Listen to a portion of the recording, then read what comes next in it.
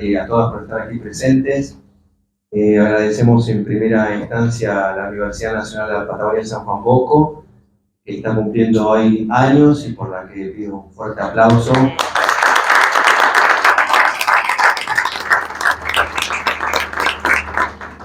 A la universidad hay que agradecerle siempre, pero más hoy, porque al ser el aniversario prácticamente decían que no tienen actividad, y esto también refleja lo que es esta universidad, que no tiene actividad y sin embargo hay un movimiento importante. Bueno, esta actividad se enmarca dentro de estos 50 años de la universidad, porque desde hoy hasta todo el año que viene, todo lo que se haga aquí tiene que ver con ese medio siglo de educación pública y gratuita aquí en la región, basada en una lucha que ustedes conocen, así que es todo un símbolo no solamente de la educación pública, de lo que es la búsqueda de esto que es tan importante que se ha logrado y que hay que seguir manteniendo, y obviamente en el aniversario 85 del U4 Nacional Patagonia, quien fue representado. En esta mesa está la rectora de la Universidad Nacional Patagonia San Juan Bosco, Lidia Blanco, la doctora en comunicación Cintia Ottaviano, Roberto Sainquel de FM Chenqui, referente de la Cátedra de Derechos Humanos, y Mario Bornia, periodista y director del LU Nacional 23. También, si me permiten, quiero agradecer la presencia de mis compañeros y compañeras directores, como Erika Freire del RA11 y Eva Telma Marabolí de Senger, así que gracias a cada uno de ustedes. La idea es que hablemos poco y lo preciso, dijo San Martín, así que solamente voy a comentar que esta charla tiene que ver con un tema que nos parece muy puntual, vigente, que tenemos que abordar y tenemos que debatir para que dejar en claro que son los discursos de odio y cómo debemos enfrentarlo con lo que somos nosotros, con discursos democráticos, y nos sirve para la presentación pública de nuestro Código de Ética de Radio Nacional, un hito en todo lo que tiene que ver no solamente con Radio Nacional, sino con la comunicación en general y a nivel latinoamericano, que se empezó a debatir todo el año pasado, con los aportes de trabajadores y trabajadoras de las 50 emisoras de Radio Nacional, y que se terminó de aprobar y presentar, primero aprobado por el colectivo de trabajadores y trabajadores, presentar al directorio y fue aprobado el 5 de enero, así que estamos muy felices de eso. Cintia Ottaviano, por otra parte, integra el directorio de RTA y fue una de las personas y mentes brillantes que nos impulsó al resto para poder llegar a esta muy buena conclusión. Así que bueno, los dejo en compañía de Cintia Ottaviano unos minutitos. ¿Ah, sí? Sí. No, de la rectora, perdón. Claro, me sorprendió. Bueno, cuando el protocolo a veces no nos... Debe ser de la emoción, ser de la emoción que Saúl está desde hace no sé cuánto tiempo sin dormir por ahí. Preparativos. Sí. Bueno, buenas tardes a todas y todos. La verdad que es un honor estar participando de esta mesa. Gracias, Saúl, por permitirnos a la universidad en su aniversario estar compartiendo esta gran fiesta de la Radio Nacional, 85 años y 49 años de esta universidad, 40 años del Colegio Universitario Patagónico y 21 años de la radio universitaria. O sea que mucho por festejar en un mes donde terminamos de celebrar a conmemorar el Día del Trabajador y recordar el motivo de la lucha de ellos, y a partir de entonces por qué celebramos el Día del Trabajador y también el significado solidario de compartir un logro. O sea que me parece hecho muy importante en estos momentos donde además nuestro país está viviendo los primeros 40 años de democracia en forma continua, que es un hecho hoy, en pleno año próximo a definir las elecciones nacionales, que nos conmueve porque es un momento más donde tenemos que defender esta herramienta tan fundamental y tan importante que nos permite ser libres y tomar las decisiones. Y en esto, en función de lo que Cintia nos va a compartir, el tema, no solamente el tema de la memoria, de lo que nos ha pasado, de lo que pasó hace no tan poco y lo que se viene. Creo que está en cada uno de nosotros recordar y también definir hacia dónde queremos ir, y con la verdad. Justamente hoy que vamos a hablar del Código de Ética, la verdad tiene que ser nuestra bandera siempre, Y con esa verdad y mostrando hechos concretos, creo que tenemos mucho para decir a aquellos que de pronto quieren volver, pero bueno, quieren volver a un estado de situación que lamentablemente ya lo padecimos. En esta universidad tuvimos situaciones donde las carreras, algunas de ellas, en particular una, tuvo que reducir su número de docentes por la disminución presupuestaria, recortes reales de presupuesto y otra serie de cuestiones que no nos permitió avanzar. Pero bueno, la lucha es hoy y creo que no hay que claudicar hasta el último día para defender nuestros derechos. Agradezco a Cintia Ottaviano, que acabo de conocerla, que es una gran defensora de la verdad, de la justicia, y hoy va a compartir con nosotros lo que significa tener un código de ética para los comunicadores, en este caso particular de la radio, la Radio Nacional, ¿no? Que ayer estuvimos con Rosario Lufrano también, que dijo un discurso muy sentido, muy fuerte, y que realmente nos abre los oídos y los ojos como para poder ver, escuchar y tomar decisiones. Así que acá está el compañero de los Derechos Humanos, el de la Radio Nacional también, así que gracias por estar presente en este espacio, a los que nos acompañan, y Cintia, nuevamente muchas gracias, y estoy igual que Saúl, emocionado con todas las cosas, así que bueno, vamos a escuchar a Cintia, que bueno, todos vinimos, creo que a eso, escuchar a Cintia y ver la alegría de Saúl.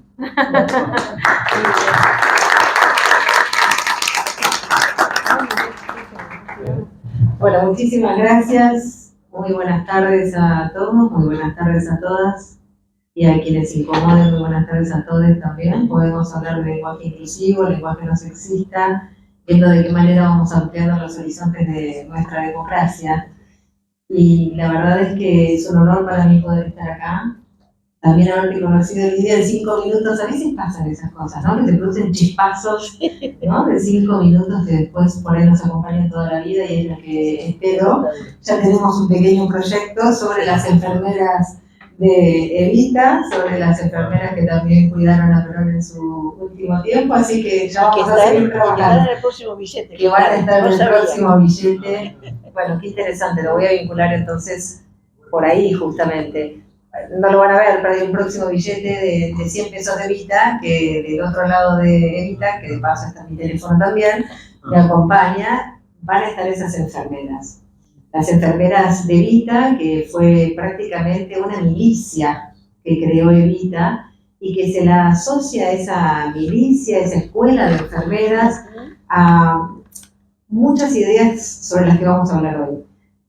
Ideas emancipatorias, porque las mujeres eran un bastión fundamental de esa educación en salud pública, pero también esa milicia que construyó Evita tenía que ver con reconocer a la mujer como tal, no ser discriminada con esa ley Sáenz-Peña, que se acordarán. El voto por la ley Sáenz-Peña es, a ver quién me ayuda. ¿Cómo es? Secreto, obligatorio, universal y secreto. Era universal el voto, es decir, todas las personas podían votar con la ley Sáenz-Peña que tanto celebramos, no, claro, pero se decía universal. Es decir, que las palabras siempre han estado asociadas a las luchas históricas, ideológicas, políticas y económicas, no era universal. Hasta que no fue de la mano del peronismo, que consagra los derechos políticos de las mujeres a partir de ese primer sufragio, porque decimos, claro, el voto femenino, ¿no? Lo simplificamos de esa manera. Recién ahí fue universal. Lo mismo que la educación. La educación universal recién fue de acceso universal con el peronismo, ¿no es cierto?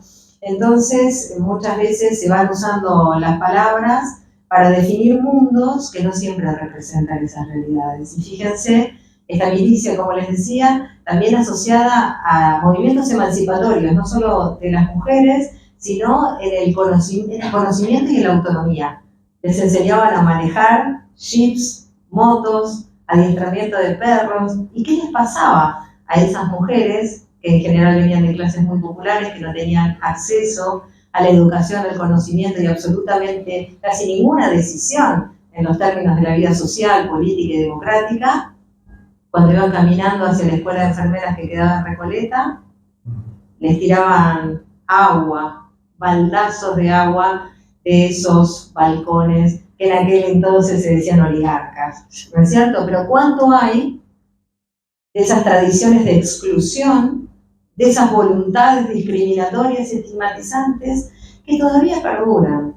Porque así como declarada la independencia, la colonia no concluyó, al punto que nuestro código de ética de la radio y la televisión pública declama que la comunicación y nuestra labor será siempre decolonial, la declama despatriarcal, porque esos baldazos de agua que vienen de balcones de mujeres que por tener recursos económicos se asociaba el acceso a otros derechos, nos lo siguen tirando de alguna manera, y tal vez en la propia historia de Lidia se puede encontrar, como en mi propia historia y seguramente en la de cada una de ustedes. ¿De qué manera, con este pequeño ejemplo, y que pareciera que no tuviera que ver con lo que vamos a hablar y está absolutamente anclado, Lidia me decía, yo no sabía que las enfermeras iban a estar en un billete.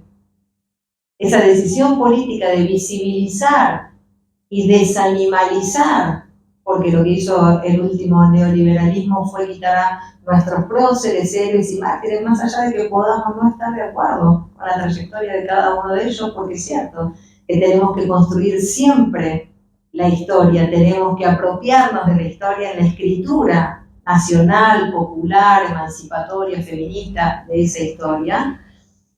La realidad es que no están al tanto por la ultraconcentración comunicacional, que ha considerado que ese no es un tema de difusión. Entonces, de lo que estamos discutiendo hoy también tiene que ver con cuáles son las agendas, cuáles son los enfoques, cuáles son las fuentes de información, las fuentes de opinión, y lo voy a resumir mucho, pero me parece adecuado, porque también hoy cuando estábamos en el desayuno con compañeros y compañeras, planteábamos el mismo tema, pero yo no estaba al tanto de eso. Yo les contaba que no estaba al tanto que Alicia Kirchner había inaugurado un monumento a Osvaldo Bayer, no lo sabía. En la entrada de Río Gallegos. Y dije, che, pero yo no estoy al tanto de eso. Y aparte fue feriado provincial el 7 de diciembre. 7 de diciembre es feriado provincial y yo no estoy al tanto de eso, pero si esos temas me interesan. Entonces, ¿qué es lo que nos está pasando? Lo que está pasando en la Argentina es que hay una ultraconcentración comunicacional. Esa ultraconcentración comunicacional no solo es de lo que llamamos la economía política de los medios en cuanto a la cantidad de licencias que acumula, sino que también es simbólica. Porque los medios de comunicación construyen pedagogías y esa pedagogía de la comunicación concentrada permea hacia otros medios de comunicación. Entonces se replican las lógicas de producción, se replican las fuentes de información. Es muy interesante cuando alguien dice, no, pero los diarios ahora no tienen importancia, ¿por qué analizas la tapa de tal diario, de tal otro?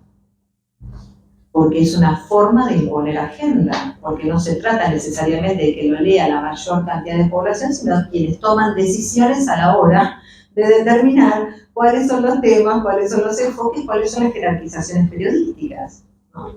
Entonces, ni Lidia sabía del billete de Evita y las enfermeras que le ultra interesa, y yo no sabía del monumento en la entrada de Río Gallegos del Osvaldo Bayer. La pregunta es, ante esa realidad, ¿vivimos en una verdadera democracia? ¿Qué significa la democracia si no es participación? ¿Y cómo podemos participar si no sabemos dónde, sobre qué, para qué y con quiénes? ¿Y cómo habríamos de enterarnos si no es a través de la comunicación? Entonces, seguramente que si yo ahora traigo algún ejemplo de discursos de odio, los van a saber, los van a conocer. Porque lamentablemente parte de la concentración comunicacional que vivimos, que es inédita en la historia de la Argentina, está basada en los discursos de odio y en las violencias que lo único que producen son exclusiones. Sería algo así como siembra exclusión y cosecharás violencias. Con los compañeros que hemos estado conversando en el almuerzo dijimos, bueno, vamos a hacer que circule la palabra, por eso yo preguntaba, ¿hablo finalmente yo sola o vamos haciendo que circule la palabra? Y me parece que tal vez en nombre de esta necesidad de construir una nueva realidad. A mí este mundo no me representa y nuestra propia realidad local tampoco. Entonces, estamos obligadas a construir un nuevo mundo, un nuevo orden, un nuevo pacto social comunicacional. Cuando empecé a estudiar en la Facu, era parte de la currícula académica lo que se llama el informe McBride. Un solo mundo, voces múltiples.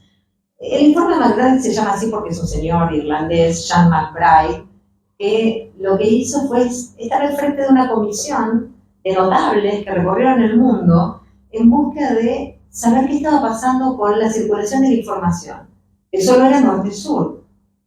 No hemos cambiado mucho, desde 1900, fines de la década del 70, donde empiezan a recorrer el mundo estos notables, como les decía, en representación de nuestra América, alguien muy conocido de Colombia, escritor, que nos ha llevado a las realidades colombianas de una forma extraordinaria y que espero que hayan leído, Gabriel García Márquez, siempre un referente de la crónica latinoamericana. Él nos representó, bueno, recorrieron el mundo entero. El informe McBride, ¿saben a qué conclusiones llegó? 1980 se presenta en el Pleno de Naciones Unidas.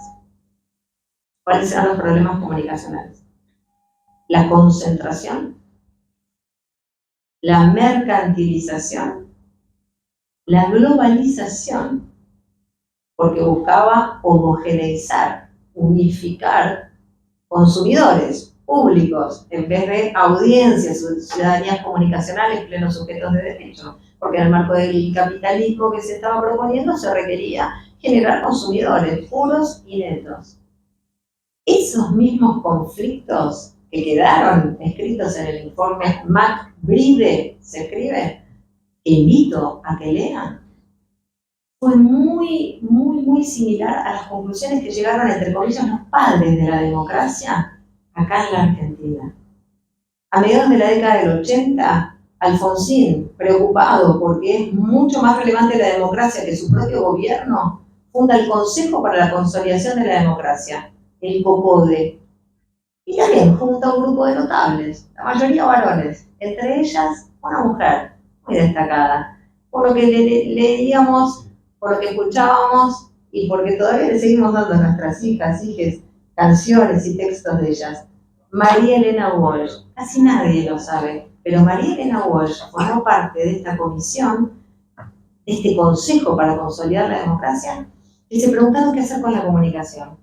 Y quieren saber, y con esto cierro, lo juro, cuáles eran los problemas que decían que teníamos acá en la Argentina, además de dejar escrito que la democratización del sistema de medios de comunicación es una precondición para la consolidación del sistema democrático. Clarísimo lo tenía. Si no democratizamos la comunicación, no vamos a tener verdadera democracia. Conflictos. Es necesario producir una gran apertura y una expansión del sistema existente. ¿Por qué? Por las consecuencias de la concentración. Hay que pluralizar las vías de acceso a los medios de comunicación. Evitar que ningún grupo tenga una posición monopólica o dominante por vía del control de múltiples medios, de modo que su opinión prevalezca sobre las restantes. Opa. Todavía lo estamos discutiendo, ¿no? Les dije, mediados de la década del 80. Incluso dice evitar, aún con sanciones penales, que ningún grupo va más allá. Buscaban y pensaban incluso en el Código Penal, cosa que no estamos pensando ahora, pero les quiero decir cuál era el espíritu de época. Eliminar consideraciones comerciales que no se sobrepongan a consideraciones de bien público. Limitar el tiempo de publicidad y el contenido de publicidad dañina para la salud física y psíquica. Ahora seguramente estamos pensando lo mismo, no lo hemos logrado. Prever el derecho de rectificación y crear una defensoría del público. Bueno, lamento decir que 40 años después lo único que hicimos fue crear la defensoría del público. Porque el resto lo intentamos con la Ley de Servicios de Comunicación Audiovisual, Pero finalmente con los decretos de necesidad de urgencia, los decretos de Mauricio Macri y la no decisión política de Alberto Fernández, seguimos teniendo entonces carencias a nivel comunicacional tan profundas que no tenemos verdaderas democracias. Entonces, para no caer en el dramatismo de pensar que no hay salida en este relato oscuro, porque pasaron 40 años y no hemos logrado grandes avances, a veces hay que pensar en las micro resistencias, ¿no? Hoy lo hablábamos también. Y en ese camino de búsqueda de lo posible, en un escenario que tal vez no acompaña la totalidad de lo que pensamos, es que le dimos cumplimiento a un artículo de la Ley de Servicios de Comunicación Audiovisual que obliga al directorio de RTA a promover un código de ética. Y así fue como, con una metodología que Mario seguramente nos va a acompañar y contar ahora, diferente. Si querés resultados distintos, hace algo distinto. La autorregulación, los códigos de ética en la Argentina casi no existen. Entonces, ¿cómo hacíamos para lograr un código de ética donde realmente tuviéramos compromisos con las audiencias, quisiéramos ponerlo en práctica, pero ¿para qué? Para profundizar las democracias, para tener herramientas de erradicación de los discursos de odio? No solo lo intentamos, sino que pasamos un montón de vallas de los que nos decían no se puede, no se puede, no se va a poder, no lo van a lograr. Si no se hizo en 100 años, ¿cómo se va a hacer ahora? Si no se hizo en 70 años. Bueno, es al revés. ¿Cómo no se hizo en 100 años? ¿Cómo no se hizo en 70? Lo vamos a lograr. ¿Y cómo lo vamos a lograr? Poniéndonos de acuerdo. ¿En qué? En lo que tenemos en común. La defensa profunda de la democracia, a través de la defensa de la educación pública, a través de la defensa de la radio y la televisión pública, a través de la defensa de la salud pública, a través de la defensa de los derechos humanos. Que eso es lo que pretendemos. Y si alguien duda y piensa que con la democracia no alcanza, y puede ser cierto que hasta aquí no ha alcanzado, busquemos los mejores caminos. Y los mejores caminos también estaban pasando en esta ciudad de Comodoro, en el Centro Cultural, que me va a ayudar el nombre del Centro Cultural que estuve. En el Centro Cultural Alfredo Sáenz hubo un encuentro que hoy debe estar terminando. Mañana termina, perdón, así que mañana se pueden sumar.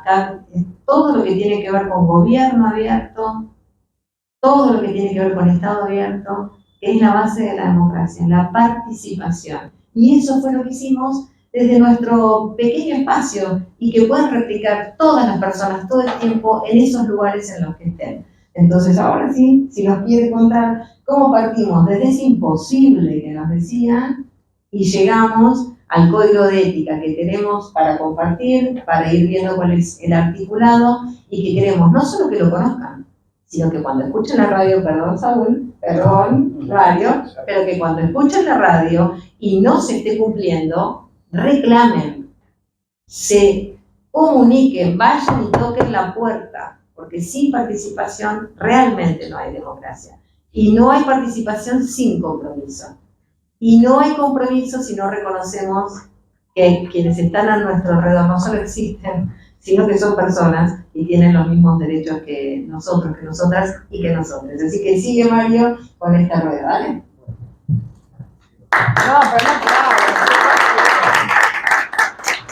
no, lo vamos haciendo girar. Bueno, gracias Saúl, gracias por la universidad, por esta invitación. Nosotros simplemente, bueno, yo soy el director de Radio Nacional Calafate, simplemente venía a acompañar la fiesta del EU4 y bueno, así que nada, me metí acá medio de colado, pero por ahí es interesante contar esta experiencia que tuvimos con la realización del Código de Ética.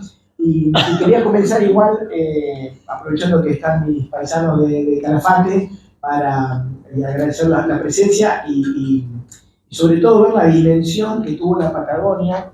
Está bueno tener un ratito así de automimos, porque la verdad que la Patagonia en estos últimos años, y estoy emocionado de encontrarme con las compañeras con las que solo conocía por Zoom y bueno, ahora en vivo y en directo puedo charlar con ellas. La verdad que la Patagonia empujamos bastante dentro de la radio pública para agrandarnos, pero le dimos una fuerza muy especial en estos últimos años. Por primera vez hicieron programas que se emitieron, o en realidad que se difundieron desde Buenos Aires, pero que los hicimos desde acá, desde la Patagonia. Hoy los estamos pensando, los estamos planeando y los estamos haciendo desde la Patagonia. Hubo una fuerza muy especial y esa fuerza especial también se acompañó el trabajo que venían haciendo militantes, en este caso los vecinos de Calafate con las huelgas patagónicas, levantando las banderas de Osvaldo Bayer, porque ustedes saben, bueno, nosotros sufrimos lo que se conoció como la Patagonia Rebelde, ¿no? Hace 100 años ya, el 21, se cumplieron 100 años del fusilamiento de 1.500 obreros, de 1.500 peones rurales. Y nosotros sentíamos que como radio pública no podíamos estar ajenos a esa realidad. Está bien que Calafate es conocido por el turismo, no lo negamos, me parece genial, acompañamos, pero también somos otra cosa. Cuando Cintia decía, nuestro rol de la palabra es hacer pedagogía, es, no sé si usa la palabra educar, pero ser parte de esa sociedad que nos acompaña, no podíamos estar afuera. Entonces empezamos a caminar, Carlos nos abrió las puertas, empezamos a caminar juntos, empezamos a organizar, estuvimos presentes y organizamos los 100 años, como debía ser, con la primera transmisión que hizo la radio desde ese lugar. Fue muy difícil técnicamente, porque eso es donde fueron fusilados, el último lugar donde estuvieron los obreros que fueron asesinados. Ahí estuvimos transmitiendo por primera vez la radio pública y no me parece menor. No me parece menor porque levantamos la bandera de los derechos humanos y tratamos de que también nuestras audiencias empiecen a conocer, porque bueno, como sabías que estaba el homenaje a Osvaldo Bayer, y hay muchos calafateños que no conocen lo que pasó a 40, 50 kilómetros. Y ahí mismo también en la ciudad, ¿no? No lo conocen, no lo conocían. La radio pública abrazó esa causa, se puso a la cabeza, acompañando a los vecinos y a la comisión, y ahí estuvimos. Y por eso me parece que también todas estas cosas que están pasando son parte de esa historia común que nuestras radios en cada lugar, bueno, como me imagino que también abrazan, tienen y son parte de su historia. Por otra parte, me parece estratégico la alianza con la universidad, me parece que es fundamental el espacio, porque, y así me parece, quiero arrancar contando la experiencia que tuvimos del Código de Ética. La verdad que es una experiencia única, es una experiencia que tuvimos, yo creo que es única, en el sentido de, si bien nuestros amigos los primos de la TV pública lo habían hecho un año antes, la nuestra fue muy federal. No digo que no haya sido el caso de ellos, que no haya sido federal, pero la nuestra fue muy, muy federal. Desde todas las radios nos juntamos, nos levantamos los martes a las 8 de la mañana a discutir, imagínense, ¿no? Martes a las 8 de la mañana, desde todos los puntos del país, a discutir este código de ética. Como decía así, tengo muchos compañeros que creían, que pensaban, digo, compañeros, compañeras, trabajadores, trabajadoras, gremios, por supuesto, universidades que participaron, a pensar. Por eso me parece que es estratégico el rol de la universidad, ese lugar en el que tenemos para desarrollar, para pensar, bueno, ¿qué estamos haciendo los periodistas, hacia dónde vamos? Porque muchas veces estamos en las corridas y es una de las excusas que tenemos, y es que en las corridas no puedo pensar, no puedo pensar, tengo que seguir.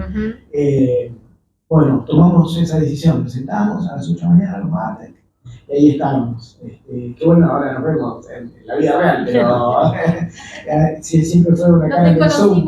Sí, nos conocimos, siempre fuimos una cara de Zoom, fue alucinante. Esa experiencia, como decía Cintia, arrancó con mucho descrimiento, porque reclamos hay miles y porque nuestra patria es enorme, es muy grande. Tenemos miles de realidades, realmente tenemos miles de realidades que todavía incluso no hemos saldado.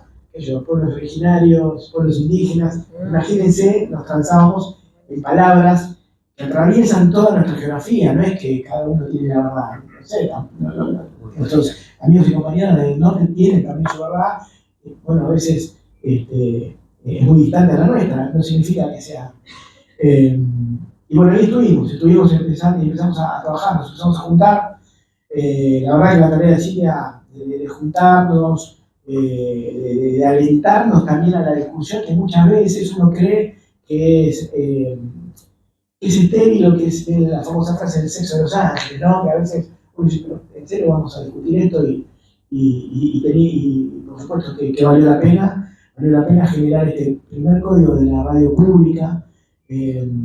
Presentarlo acá para nosotros es muy importante, por eso nada, teníamos que acompañar a Saúl no solamente en los 85 años de la radio, sino también presentar este código, que lo conozcan y que conozcan también este proceso que tuvimos, como decía Cintia, que atravesó las experiencias de todos, no es menor, que atravesó las experiencias de todos los compañeros. Bueno, nos empezamos a juntar,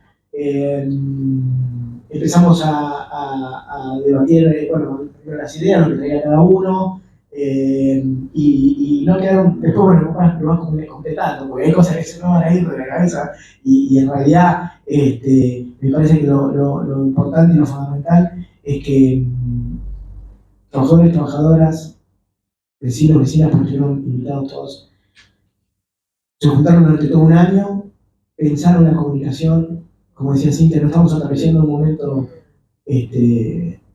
la democracia atraviesa fuertemente nuestra comunicación, y nuestra comunicación atraviesa profundamente la democracia, y ahí es donde uno empieza a pensar y a reflexionar, bueno, tenemos realmente una democracia completa, estamos realmente haciendo cumplir nuestra democracia. Y la respuesta al principio, digamos, esto ahora después lo vamos a charlar, ustedes me dirán, pero no es menos democracia, justo a los 40 años que se cumplen en el proceso electoral que tenemos, y en el que algunos de los sectores empiezan a proponer menos democracia, menos derechos. Nosotros decimos no, más, y tenemos que profundizar, y tenemos que sentar y debatir, aunque sea como sea, entre nosotros, con nuestras diferentes miradas. Así que nada, no sé si avanzar mucho más, después iremos contando algunos detalles, pero me parece que lo importante es que conozcan. Nosotros vamos a dar a conocer este código de ética, les vamos a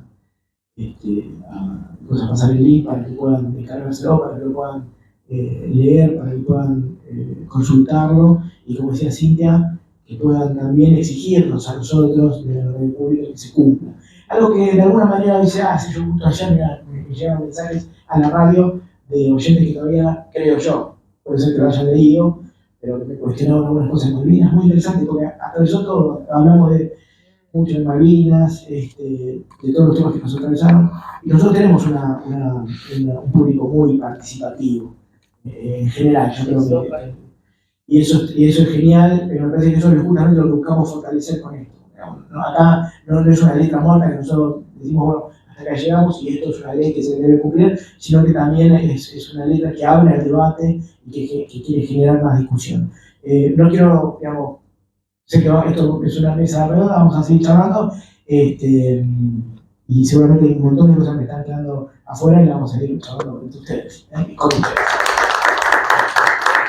Gracias, Mario. Y en esta mesa está Roberto Yaquel, referente de Cátedra de Derechos Humanos de Chenque, y también te pedimos unas reflexiones.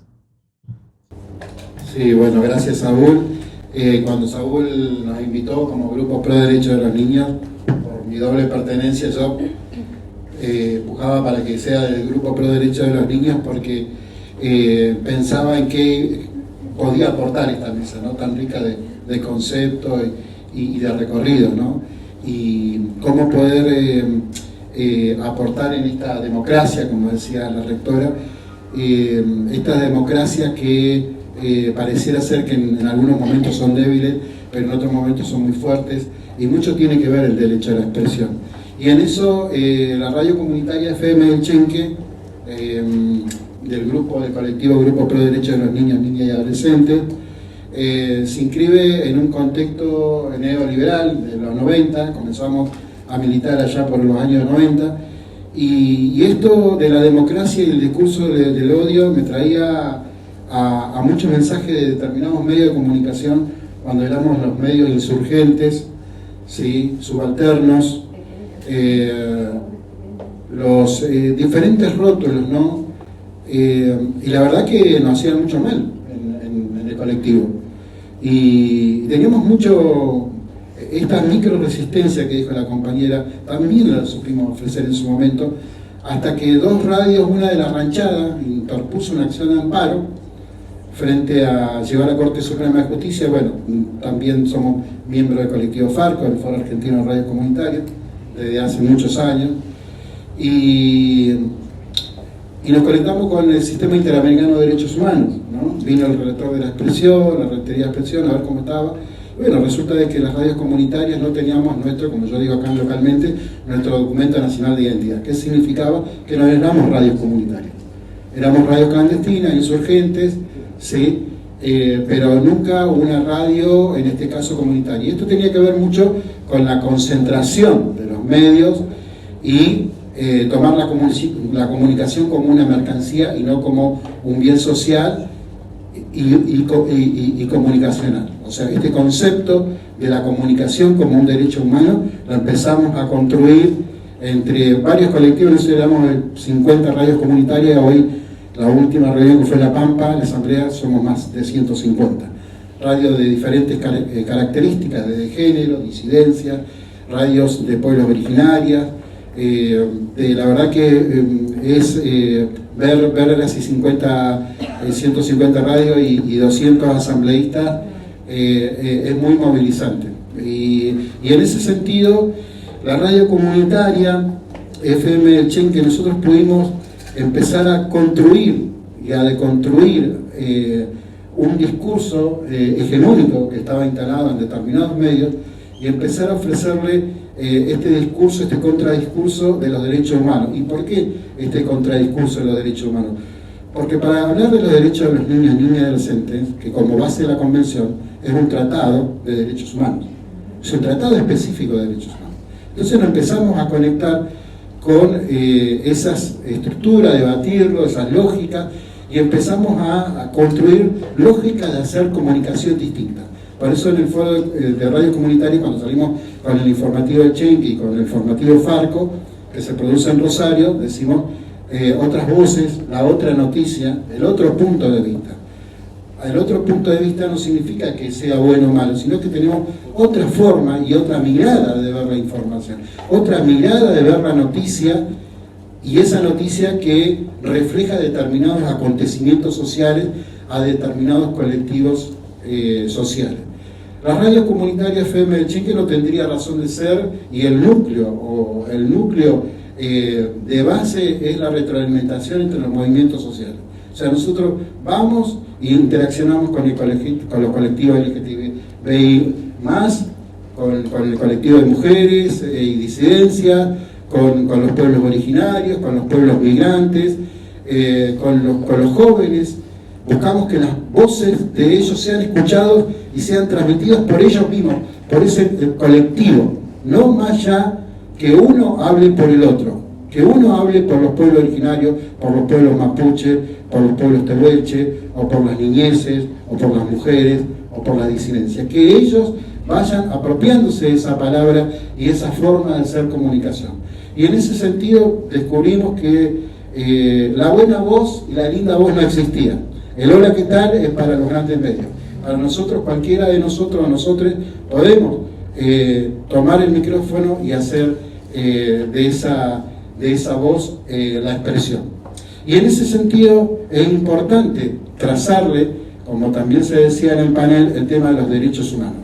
Como la comunicación de la ley de medios de comunicación, la ley de medios de comunicación audiovisual, es una ley de derechos humanos. Y es una conquista de toda, no solamente de las radios comunitarias. Nosotros fuimos como la excusa para que después pudiéramos disputarle esa torta monopólica a los grandes medios.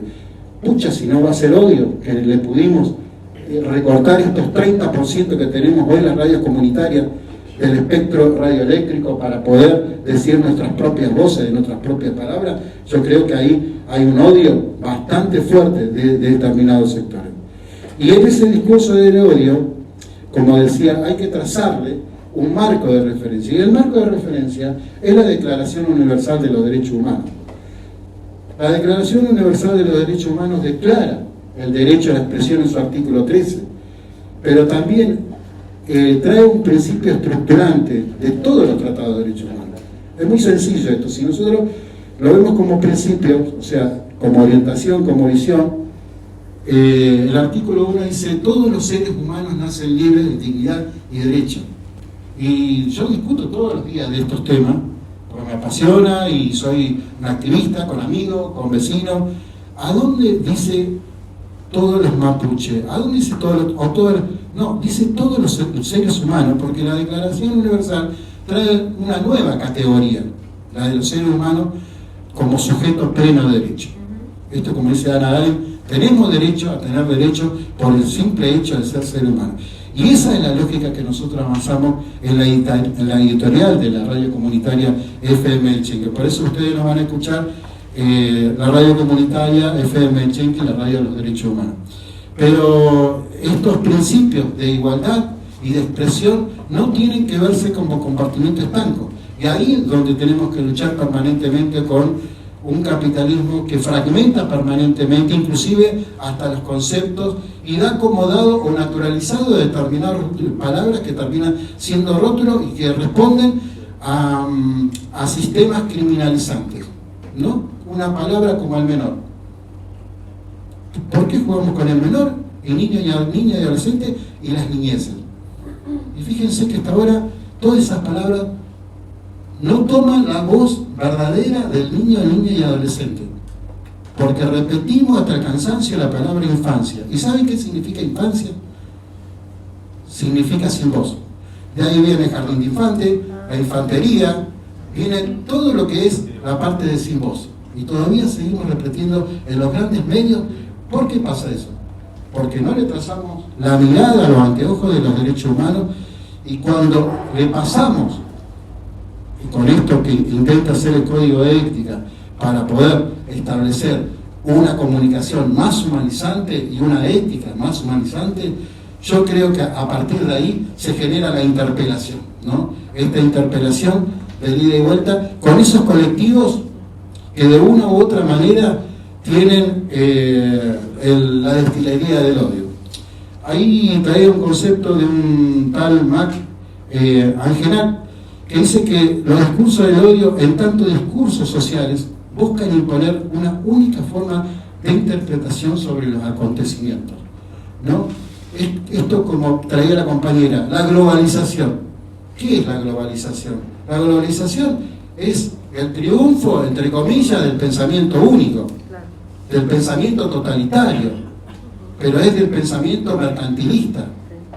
Y ahí donde nosotros tenemos que tener cuidado, creo yo, de las conquistas, como dicen las madres de Plaza de Mayo, ni un paso atrás en esa conquista, porque la ley de medios es una ley de derechos humanos, y el código de ética también es un código de derechos humanos. Entonces, esto hay que tener conciencia de la población, para poder interpelar estas intervenciones que hace un tipo de Estado, y no estoy en contra del Estado, sino un tipo de Estado que ensaya una intervención de tipo autoritario, intervencionista, segregacionista, inclusive ahora con lo que hemos descubierto en los movimientos sociales con la violencia institucional permanente, entendiendo como la violencia institucional no solamente lo estrictamente policial, ¿no?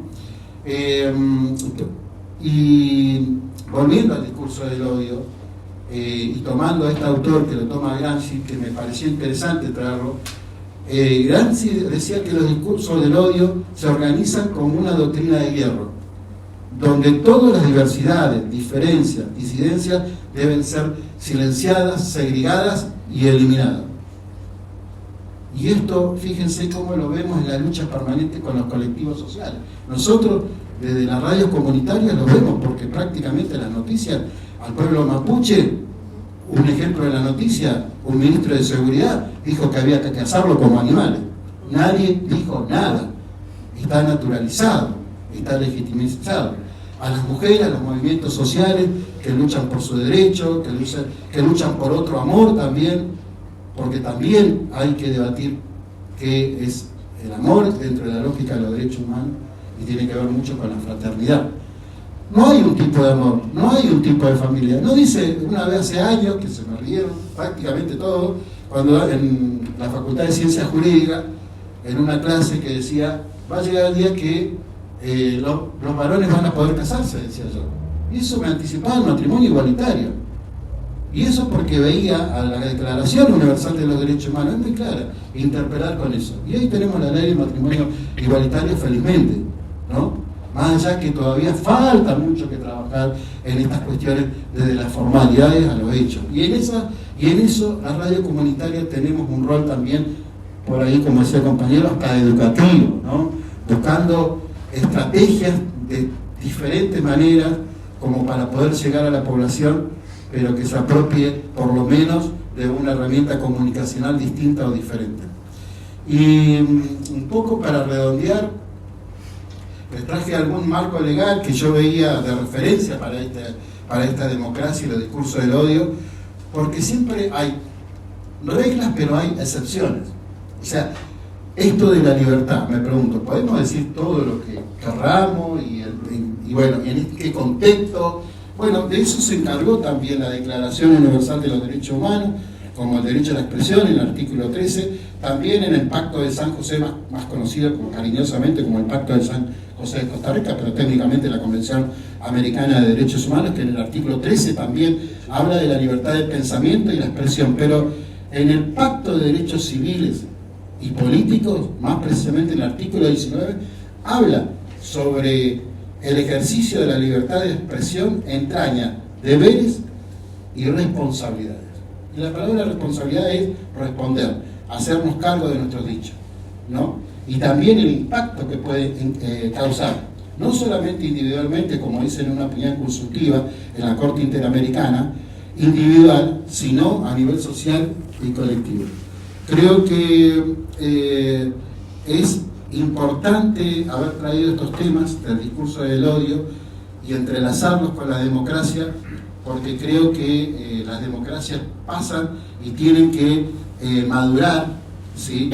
Así como hace poco tuve la fortuna, y le cortaba a Saúl, ¿no?, de haber estado con Ever antes de fallecer y estar ahí al ladito y estar con Nora Cortiña, con madre, marchando, justo ese día que se iba a dar el magnicidio, ¿no?, a una mujer. No tuve la oportunidad de acompañarlo, pero estaba para ir a acompañar.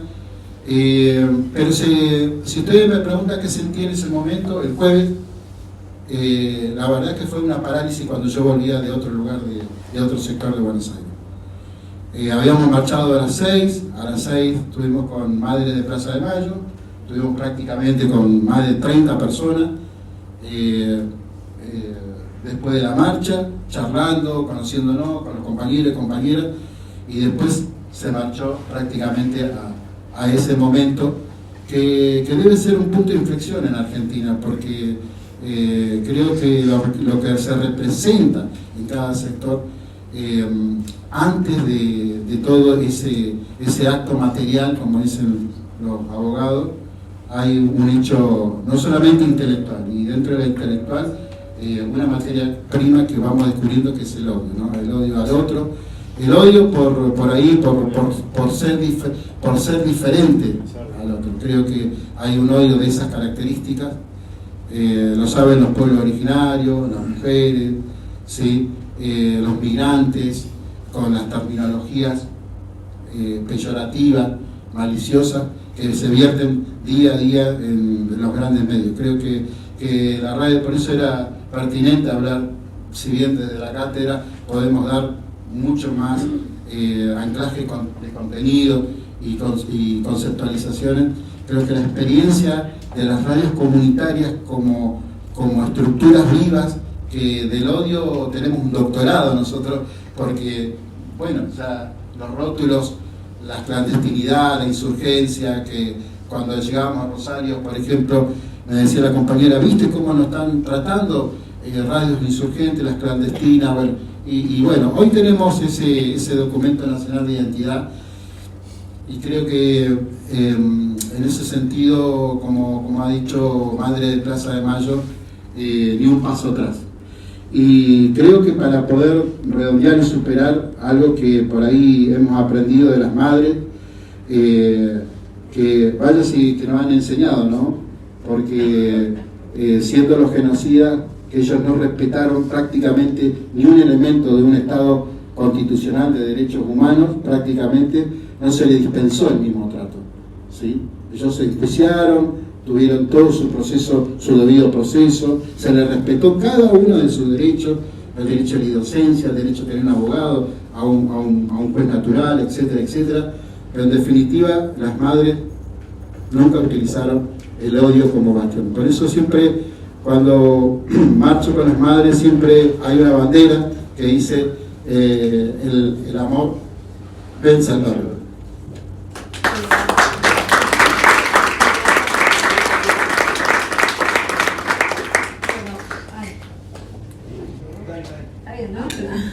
Ahora vamos a abrir. ¿Puedo ampliar un poquito el marco teórico, compañero, ya que avanzamos sobre la Convención Americana y sobre todo lo que el Sistema Interamericano de Derechos Humanos tiene hoy admitido? También creo que tenemos que buscar ir por más, ¿no?, en esta ampliación de derechos. Entonces, además de tener la Convención de los Derechos del Niño, que así quedó, que por supuesto comprendemos niña, adolescentes, así como tenemos la Convención por los Derechos de las Mujeres, de las personas con discapacidad, necesitamos una Convención por el Derecho Humano a la Comunicación, porque justamente todo este marco que se ha brindado, que efectivamente es así, no está contemplando el constitucionalismo latinoamericano y la incorporación de la figura del derecho humano a la comunicación en nuevas constituciones. La Constitución del Ecuador, la Constitución de Venezuela, la Constitución de Bolivia, que consagra directamente el derecho humano a la comunicación. Lo han intentado en Chile, no pudieron, lamentablemente, se sigue con esos debates, y quienes no han hecho nuevas constituciones las han reformado. Entonces, en las reformas constitucionales de Colombia, en las reformas constitucionales de México, se incorporó también la figura del derecho humano a la comunicación y el derecho de las audiencias.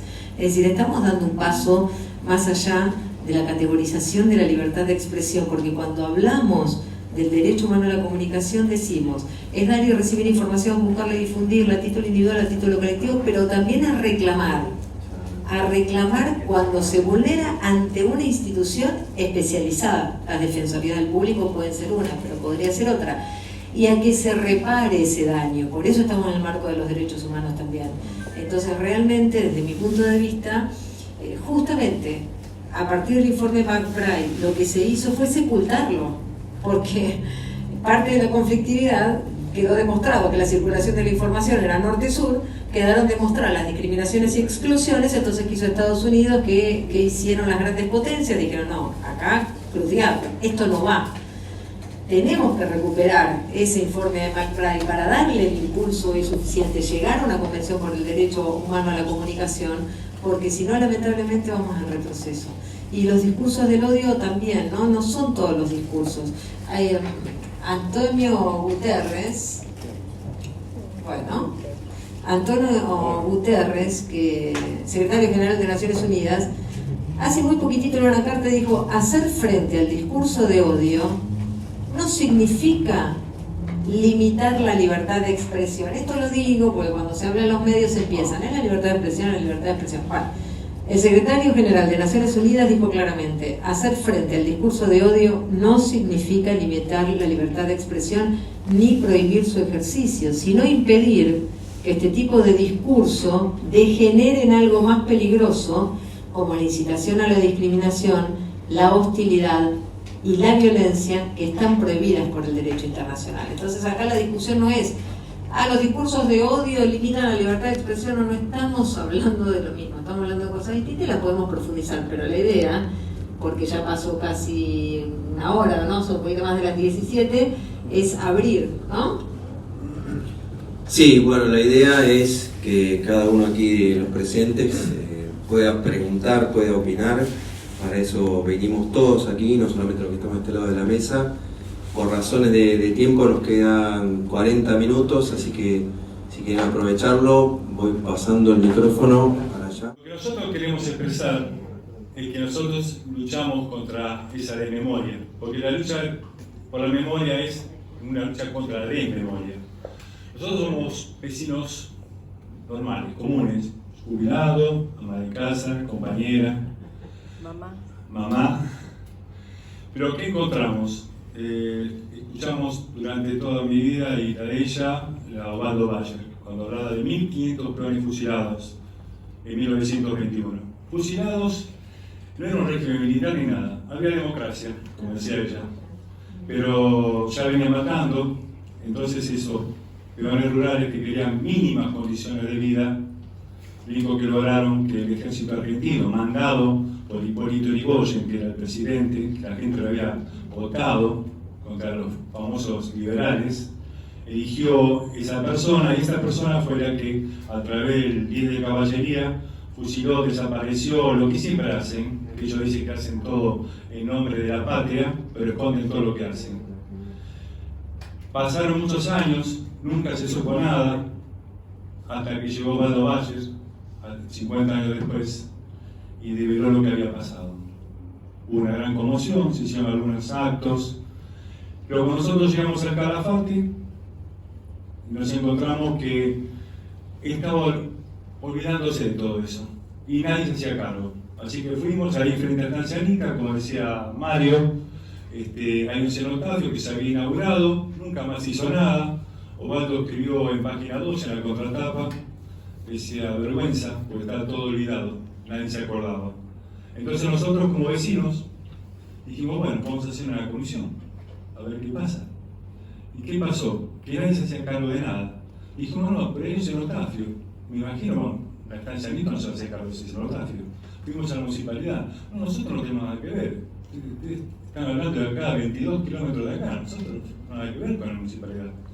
Entonces nosotros nos apropiamos del cenotafio.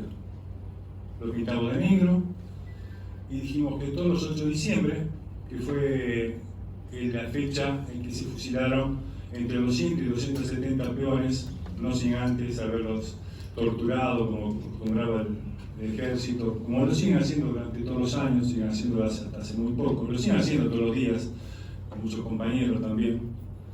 Pero lo que nosotros quisimos es que se vuelva a la lucha por esa memoria. Entonces convocamos a la gente, aunque parezca mentira, 22 kilómetros del Calafate, para que la gente dijera las cosas. Poníamos el himno nacional, que como decía, el himno nacional también dice un montón de cosas. Ven el trono a la noble igualdad. Ahí no hubo igualdad. Ahí no hubo igualdad. Y fue el ejército argentino que lo fusiló. Después convocábamos a la gente participó no solo con su presencia, venían con canciones, venían con versos, con poemas, venían con pinturas, con obras de arte, a brindar su apoyo. Y nosotros, como hicimos, como vecinos comunes, empezamos a utilizar los elementos que nos da la democracia. A ver, funcionarios. ¿Qué es un funcionario? Una persona que está en función de la gente, no que nosotros estamos en función de los funcionarios. Y les pedíamos las cosas que había que hacer, que había que gestionar. ¿Qué queríamos? Bueno, que el 8 de diciembre sea feriado provincial. Nosotros queríamos. Tardó mucho tiempo hasta que llegó Alicia Kirchner, y el 7 de diciembre es un feriado provincial por las huelgas patagónicas. Y es lindo hablar en este ámbito donde hay tanta cultura. Nosotros también auspiciamos, y a través de un diputado, como Gómez Bull, allá en Santa Cruz, que los 4 tomos de Osvaldo Bayer sean de lectura obligatoria en el último año. Que logramos que la juventud se enteraba de lo que había pasado. Se enteró de lo que había pasado a través de los tomos de Osvaldo Bayer. Y empezaron a hacer películas, obras de teatro, y terminaron haciendo historia de la noche de los lápices, y fueron involucrando. Cuando a la juventud se le da ese poder, la juventud lo toma y lo transforma. Por eso es lindo hablar en este ámbito. Logramos también que haya un monumento en Río Gallegos, que era el principal bastión de los, imagínense, allá con los Brando, los Menéndez Betti, son los dueños de Santa Cruz, siguen siendo los dueños de Santa Cruz. Acá también llega con Anónima también, ya lo conocen. Entonces lo que empezamos a solicitarle a Federico Brown, que reconozca lo que había hecho, y que en esa estancia, donde habían fusilado en ese lugar, nosotros habíamos hecho 15 hectáreas, pero él reconoce y ofreció 1 hectárea, tiene como 200.000 hectáreas. Pero lo más importante, Osvaldo Bayer reconoció a través de un tratado que se hizo con el municipio, que ese día, ese lugar, no es mucho su comodato, tampoco se jugó mucho, por 98 años, para que sea un lugar público, y ahora ese lugar está en el lugar del municipio. Y hay muchas otras cosas que fueron pasando. Cuando se logró el Día de la Memoria, ustedes vieron que en muchos lugares estaban el movimiento, memoria, verdad y justicia, las 3 columnas. Y nosotros dijimos al Archivo Nacional para la Memoria, ¿y por qué no el Calafate ponemos uno también? Porque es muy ligero. En Santa Cruz también hubo, y fueron los primeros desaparecidos. Y se logró. En Santa Cruz fue el primer monumento por los desaparecidos. En el Calafate. Y después hay otro más en Gregores. Por los fusilados. Por los compañeros fusilados. 1500 peones fusilados. Y ese es un trabajo contra la memoria. Nosotros somos vecinos comunes, pero utilizamos, fue un trabajo colectivo, es verdad. Fue un trabajo entre todos. Una comisión formamos. Bueno, no vamos a dar la palabra a mi esposa porque hay que ser. No, por favor. Lo que pasa es que él se olvida de muchas cosas. Bueno, fueron muchas cosas. Fueron muchas cosas, sí, en pocos años. La verdad que hicimos muchas cosas, pero teníamos un gobierno que nos acompañaba y formamos una comisión que verdaderamente trabajó buscando esa historia, siempre basados en el libro de Osvaldo Bayer. Y bueno, hasta el día de hoy seguimos en la misma. Aunque en esta lucha hay un gran, pero gran aspecto de iniquidades, injusticias que no podemos resolver. Por ejemplo, el abuso de los chicos en las escuelas, los chicos no tienen voz, son golpeados, hay mucho bullying, no están controlando eso. Los chicos de la secundaria pasa lo mismo. En la calle, la ruta, los animales son aplastados por exceso de velocidad. Yo pienso que esas cosas también deberían verse porque son derecho a la vida del otro. Igual es mucho lo que se está haciendo, pero pienso que deberíamos pujar un poquito. Gracias por este evento que realmente nos llena de orgullo. Dentro de la universidad soy parte también en algunas áreas de la universidad. Hace poquito tiempo, 5 o 6 meses, inauguré un programa de radio que se llama Las Prácticas del Buen Vivir de los pueblos originarios. Y esto tiene que ver mucho con el tema de la economía social y del cooperativismo. Este es uno de los primeros programas en la región patagónica, único hasta ahora, y la verdad que nos ha traído muchas satisfacciones y ha sido producto de la vivencia dentro de la universidad y del conocimiento que nos ha brindado la universidad pública, donde estamos desarrollando esta vivencia del pueblo originario. Bien se decía que los conceptos que han traído en la mesa del pensamiento eurocéntrico, y nosotros tenemos que reflejar la palabra universidad. Es todo el universo. O sea que no se puede decir una cultura eurocéntrica, no le pertenece solamente a ellos. Es todo el planeta, es todo el planeta. Y acá tiene que ver mucho que las desigualdades que se han planteado y la falta de expresión es producto de la economía de mercado de hace más de 250 años, donde realmente han tomado el tema de la palabra como un producto del mercado y por eso se ha monopolizado.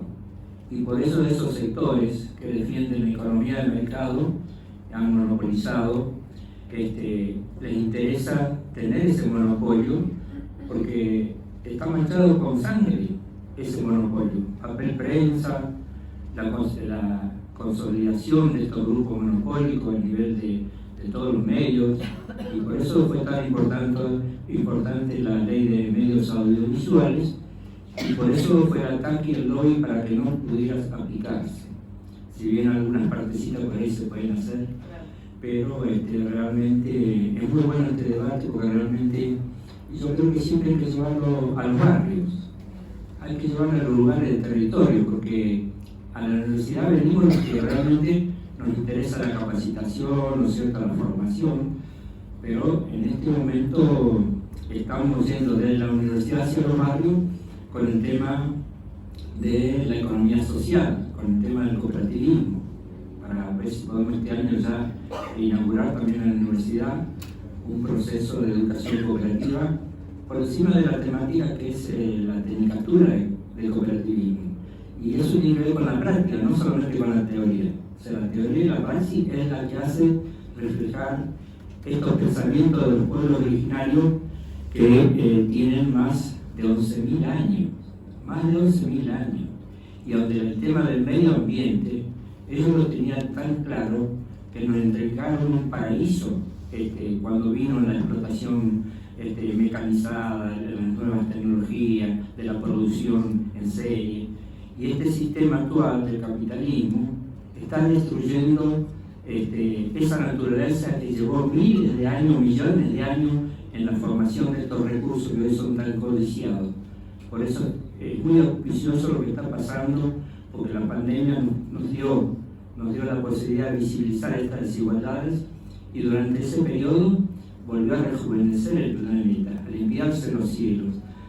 Los animales incluso caminaban por las ciudades, porque el ser humano no estaba en ese momento por estar cautivo por el efecto de la pandemia. Así que la verdad que es muy auspicioso este tipo de programa y que se pueda llevar realmente también a los barrios y comunicarse. Así que nada más que esa reflexión, sobre todo porque yo soy uno de los pocos detenidos desaparecidos que tuvo la dictadura. Por suerte hoy la puedo contar, estuve detenido y ahora ya hay una placa en Caleta Olivia donde está mi nombre y los de los otros compañeros que fueron desaparecidos, y yo como detenido.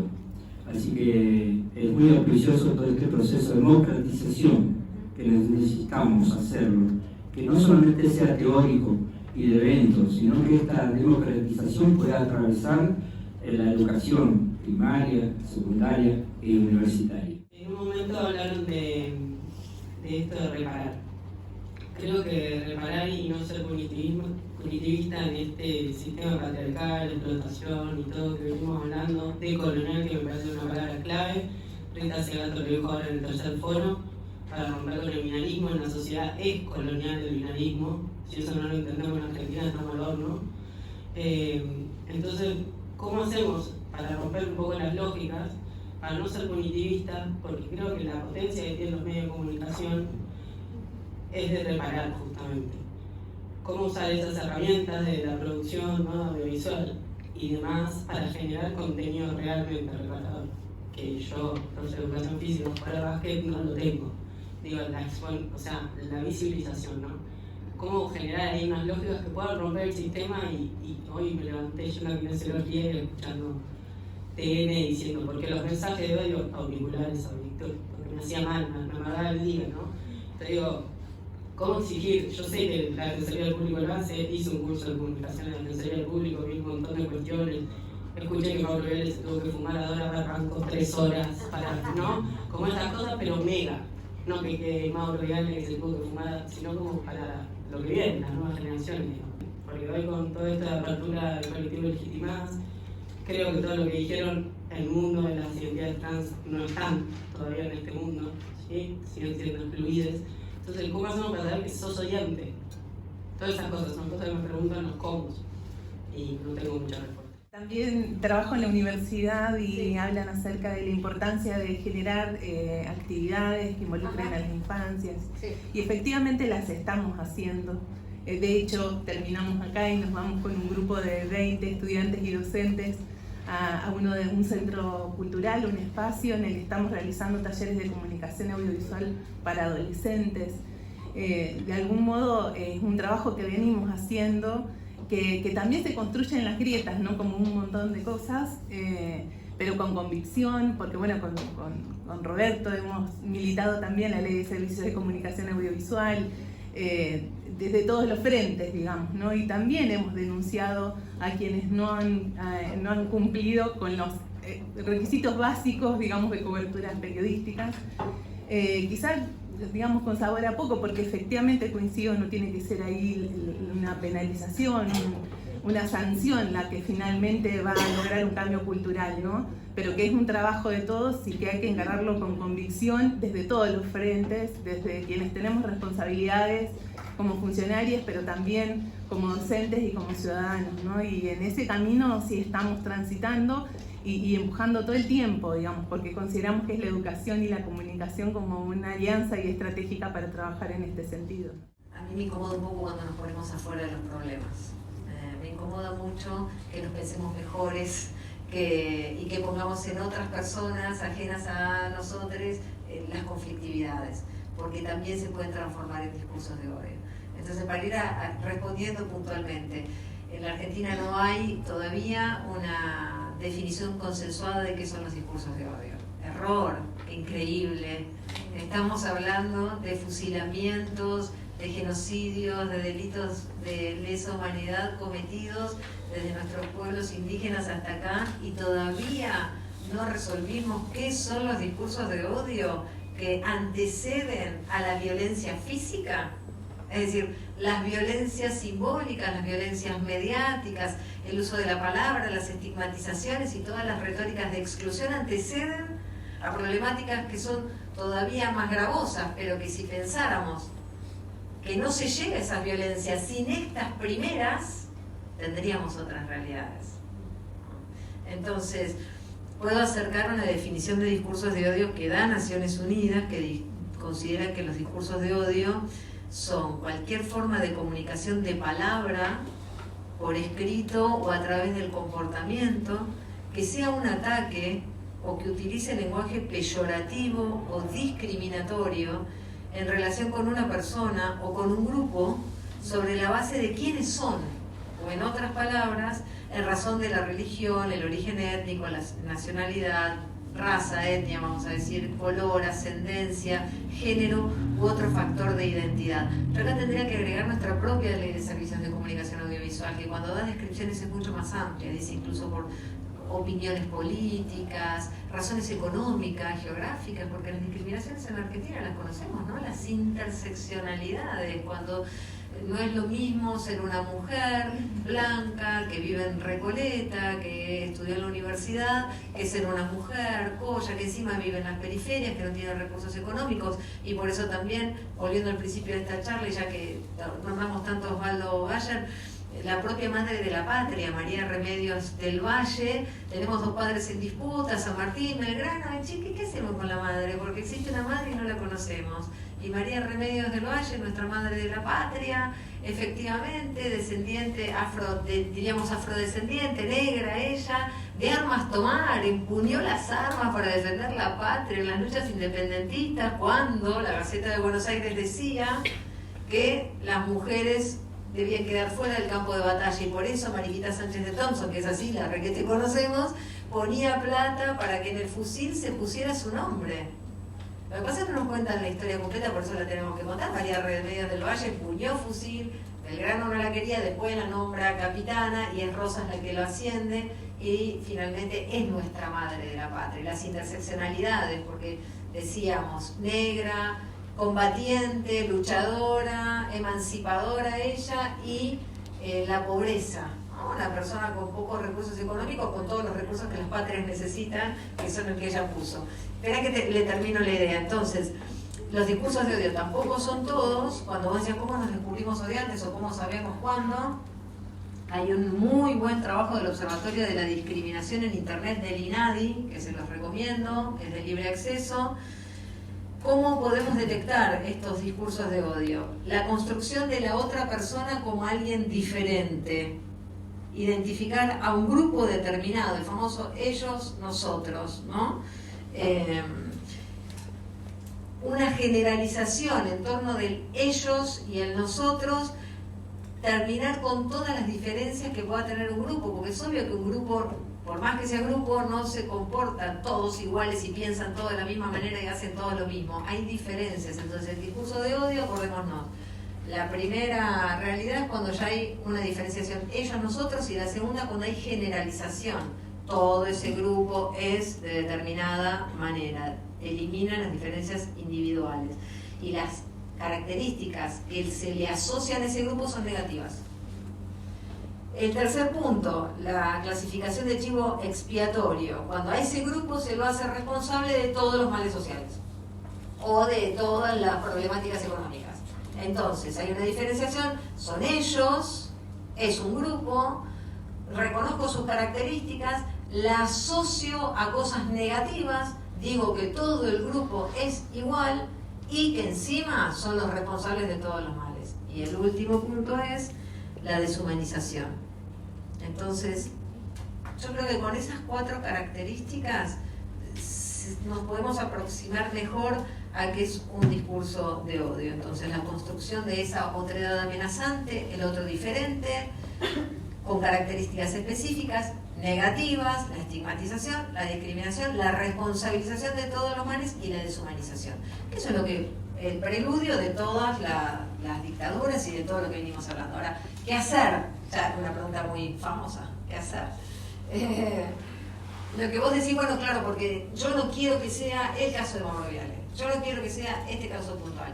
Y está muy bien, pero por otra parte, si trabajamos en la construcción de este magma, a mí me gusta mucho últimamente, más que Rita Segato, te puedo invitar a leer otra cosa, no sé si la conocés, Nancy Fraser, es socióloga, es estadounidense, digo, eliminando todo tipo de prejuicio. Nancy Fraser se escribe, tiene publicado acá en Argentina un librito que se llama Contrahegemonía Ya, y hace un análisis muy interesante de la decadencia de Estados Unidos y propone y dice, bueno, evidentemente para cambiar, para este nuevo orden mundial, que es el que el informe McBride nos traía en términos de comunicación, nuevo orden mundial de la información y la comunicación, el NOMIC, que fue echado por tierra por las superpotencias, ella lo que dice es, tenemos que unir todas nuestras luchas, las luchas históricas, las luchas sindicales, las luchas laborales, las luchas de inclusión, las luchas del colectivo LGTBIQ+, las luchas de los grupos históricamente vulnerados, como forma de tener este nuevo orden al que tenemos que ir. Y eso nos va a dar representaciones institucionales en el marco de la democracia más profundas. La tarea de la Defensoría del Público es extraordinaria en tanto y en cuanto no es de a uno en uno nada más. También debe conformar políticas públicas más amplias que procuren transformaciones y trabajar en enlace con otras autoridades, como la Autoridad de Aplicación, el ENACOM, y con otros espacios ministeriales a nivel nacional, provincial y municipal. Realmente se puede modificar. Ahora, no olvidemos nunca que todo lo que vamos viendo, degradante de las democracias, son emergentes de nuestra propia sociedad, no estamos afuera. Y el compromiso a asumir es inmediatamente ayer, ni siquiera es hoy. Así que sí hay caminos para llevarlo adelante, deberíamos generar un plan de alfabetización comunicacional, que ya te adelanto, Lidia, tengo intenciones de comenzarlo el año que viene, proponiéndolo desde las universidades Quintegro, La Plata, Avellaneda, que nos sumemos a esta construcción colectiva. Primero planifique cuáles son los problemas, estos que estamos detectando, y ya largo el micrófono para que sumen más, cuáles son los problemas, los que vamos detectando en estos encuentros. Bueno, los enlistamos. Empezamos a hacer nuevos encuentros, como hicimos con el código de ética, detectamos cuáles eran los problemas, no se puede hacer un código de ética, ¿por qué? Por tal cosa y tal otra, y de qué manera podemos avanzar, planificamos, hacemos esa planificación y tenemos que poder crear un plan de alfabetización comunicacional, justamente para erradicar todos estos niveles de violencia de los ámbitos simbólicos, para que no pasen al plano material, y luego avanzar sobre los derechos digitales. Tenemos un nivel de desconocimiento del uso de robots, de inteligencia artificial, de lo que llamamos fake news. Bueno, el código de ética avanza en eso también, léanlo porque está buenísimo. Dice que son los discursos de odio en cierta posición. Dice, para nosotros, para este colectivo, para trabajadoras y trabajadores de la radio pública, de la televisión pública, discursos de odio es esto. ¿Qué tenemos que hacer? Esto. Digo, es una carta de compromiso con ustedes, con las audiencias, y va avanzando sobre cada uno de esos temas. ¿Y cómo se repara? Yo te quería preguntar esto y con esto cierro. Soy muy apasionada, Iván. Nos quedó corto. Bueno, vengo de nuevo. Vos dijiste que eras jugadoras de básquet, ¿no? Y preguntabas cómo se repara. Y automáticamente yo pensé en esto. ¿Qué pasara si a tu grupo o a vos te asociaran con hechos negativos y dijeran que ustedes producen estos daños, aquello y otro en los medios de comunicación? Tú. ¿Qué harías? ¿Cómo sentirías vos que se repara ese daño que te causaron? A vos, a tu grupo, al club y al deporte. Porque nosotros, cuando hacemos algo, no somos nosotros solos. Representamos algo. Por ahí viene el camino de la reparación.